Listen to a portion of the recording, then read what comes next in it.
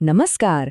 ચાલો આજે વાત કરીએ એક એવી ખાસ પહેલ વિશે જે કિશોરોને એમના ભવિષ્ય માટે તૈયાર કરે છે. નામ છે ઉજાસ ભણી.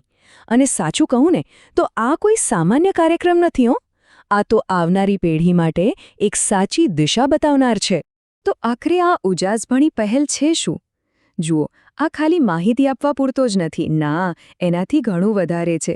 આ તો કિશોરોને એવી રીતે તૈયાર કરવાનો પ્રયાસ છે કે તેઓ હેલ્ધી આદતો કેળવે અને જીવનમાં આવતા પડકારોનો સામનો કરી શકે. તો ચાલો જરા ઊંડા ઉતરીને સમજીએ કે આની જરૂરિયાત શું છે અને એનાથી શું હાંસલ કરવા માંગીએ છીએ.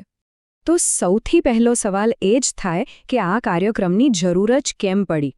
કારણ કે કિશોરાવસ્થા એટલે કે ટીનેજ એ જીવનનો એક એવો તબક્કો છે જ્યાં કેટલાય ઉતાર ચઢાવ આવે છે.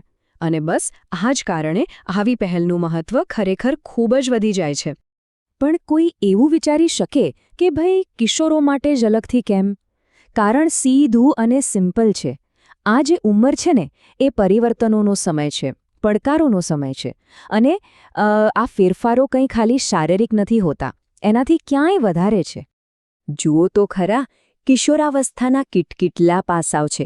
એટલે કે વાત ખાલી જૈવિક ફેરફારોની નથી, એમાં મનોવૈજ્ઞાનિક એટલે કે મનના ફેરફારો છે, સામાજિક બદલાવ છે, આપણી સંસ્કૃતિનો પ્રભાવ છે અને સાથે સાથે નૈતિક મૂલ્યોની સમજ પણ છે.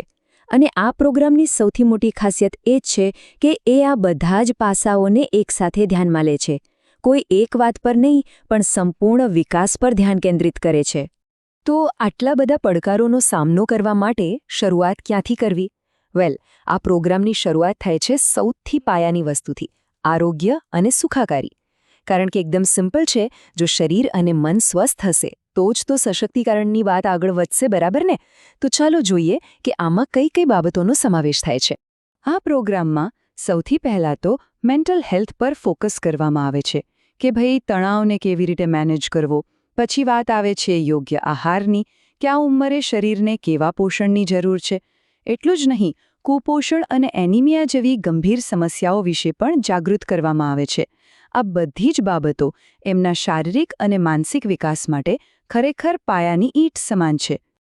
સારું, સ્વાસ્થ્યની વાત તો થઈ ગઈ, પણ એના પછી બીજો સૌથી અગત્યનો મુદ્દો કયો? એ છે સુરક્ષા.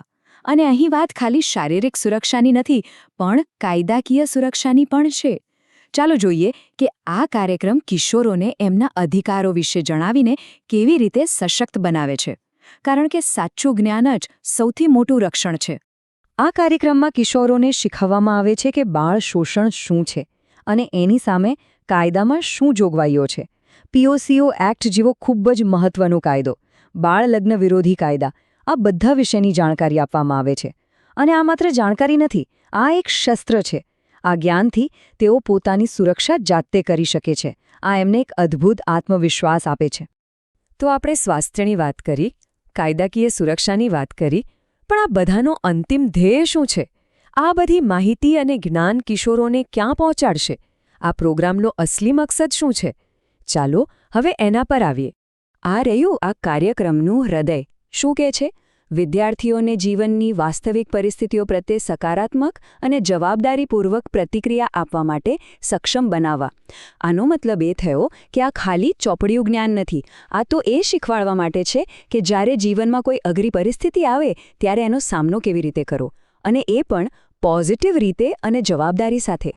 તો આ લક્ષ્ય સુધી પહોંચવાનો રસ્તો કેવો છે? એ 3 સ્ટેપમાં વહેંચાયેલો છે. સ્ટેપ 1, સૌથી પહેલાં તો સાચી અને સચોટ માહિતી આપવી. સ્ટેપ 2, પછી એ માહિતીના આધારે જરૂરી સ્કિલ્સ એટલે કે કૌશલ્ય વિકસાવવા. અને સ્ટેપ 3, આ માહિતી અને કૌશલ્યનો ઉપયોગ કરીને એક હેલ્ધી, પોઝિટિવ દૃષ્ટિકોણ બનાવવો. આ ખરેખર એક સફર છે. ફક્ત માહિતી મેળવવાથી શરૂ કરીને મજબૂત માનસિકતા બનાવવા સુધીની સફર.